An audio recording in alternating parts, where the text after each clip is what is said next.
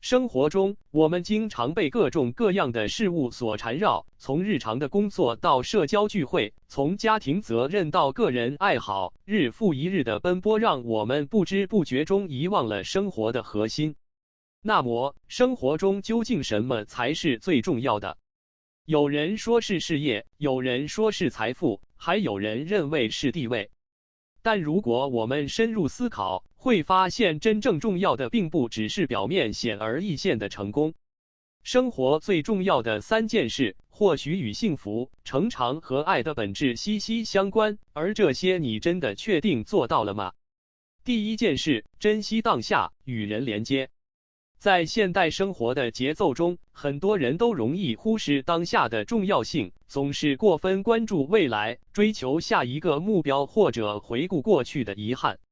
珍惜当下不仅仅是享受眼前的美好，更是以积极的心态面对生活，投入每一段关系，与家人、朋友甚至陌生人之间建立起真实的连接。珍惜当下的意义。心理学家认为，能够完全投入当下的人更容易感受到幸福，因为他们懂得让注意力聚焦在当前的经历上，而不是反复纠结于过去或担忧未来。生活的本质是每一个当下的积累，如果我们总是活在未来的焦虑或过去的悔恨中，便错过了当下的美好。如何做到珍惜当下？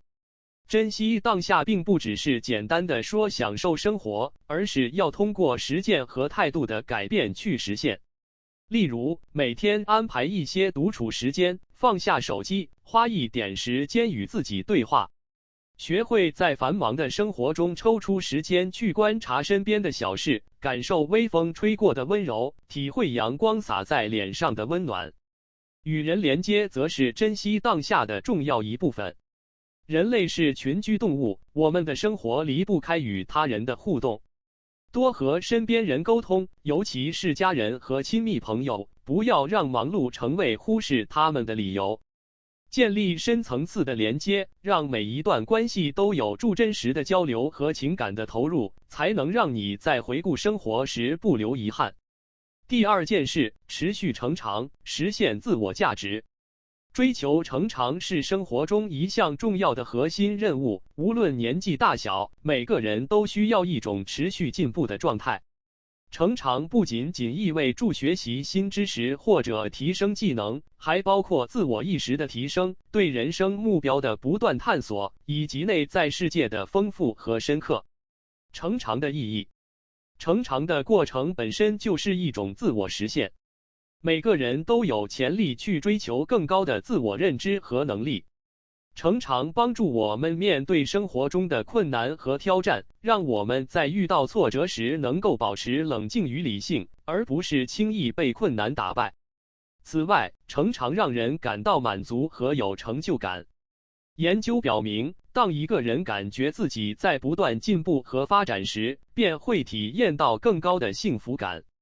这种满足并不来源于外界的赞赏，而是源于自己对生活的理解更为深刻，对自我价值的认同更为明确。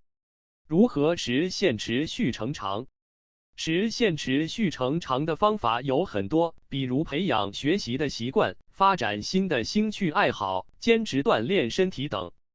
读书是增长见识、提高思维能力的好方法，尤其是那些可以启发思考和提高认知的书籍。此外，学习一门新技能、参加某个兴趣班，甚至是规划一次短途旅行，都会带来不一样的成长体验。另一方面，心理成长也不可忽视。对自己的情绪、需求和内心世界有清晰的认识，有助于在生活中做出更符合自己真实需求的选择。通过与内心对话、写日记等方式来反思生活，或通过心理学知识提升自我认知，都可以帮助我们更好的成长。第三件事，追求爱与被爱。爱是生活中最深层次的需求之一。心理学家马斯洛在其需求层次理论中将爱与归属的需求放在重要的地位，认为人类渴望在亲密关系中感到被接纳和爱护。生活中的爱不仅仅是亲密关系中的爱，也包括友谊、亲情，甚至对周围事物的关怀。爱的意义，爱是人类情感的基础，是一种无条件的支持、宽容与接纳。当一个人真正感受到爱时，内心会充满力量，而这种力量能够帮助他在生活的艰难时刻中保持坚韧。爱与被爱让生活有了温度和色彩，能够在平凡的日子里增添无限的动力和希望。如何去追求爱？爱是双向的，是给予和接受的过程。想要获得爱，首先需要付出爱。对家人、朋友甚至同事，主动地关心他们的感受和需求，让他们感受到被珍惜和在乎。同时，要学会用接纳和包容的态度去看待他人，放下偏见，不要求完美。与其期待别人给予爱，不如自己首先成为一个充满爱心和温暖的人。培养同情心，对生活中的人保持友善，带住一颗柔软的心去接纳生活中的一切。被爱的感觉并不只是他人给予的，而是在爱的行动中找到自我满足。当你不断散发爱意时，也会感受到周围人不自觉地给予你的回馈。